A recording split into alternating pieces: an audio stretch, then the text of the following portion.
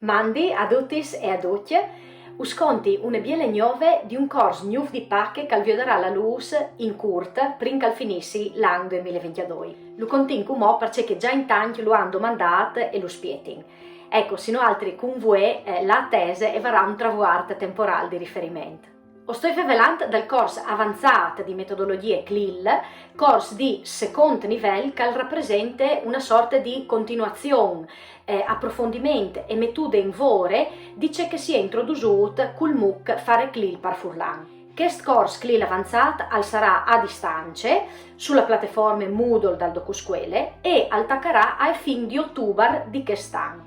Sarà dividuto in moduli tematici e durerà tutto l'anno scolastico fin ai fin di mai 2023.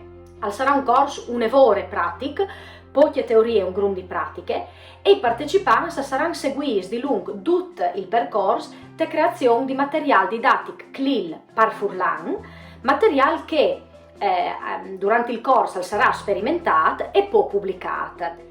Da questo lavoro di preparazione di materiale, i corsisti potranno lavorare in cubie o di vessoi.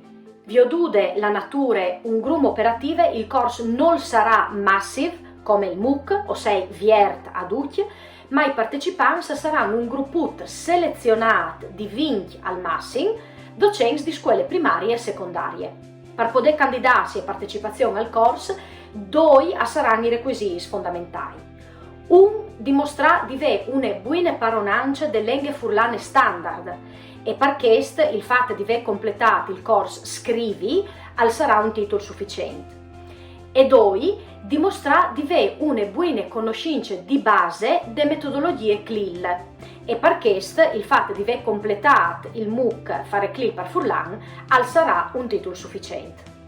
Io ho serie qui, us lasci con queste nuove e spero che in tanti avete gusto di candidarsi a questo corso, che sarà una bella avventura, come del resto tutti i dal DocuScuole.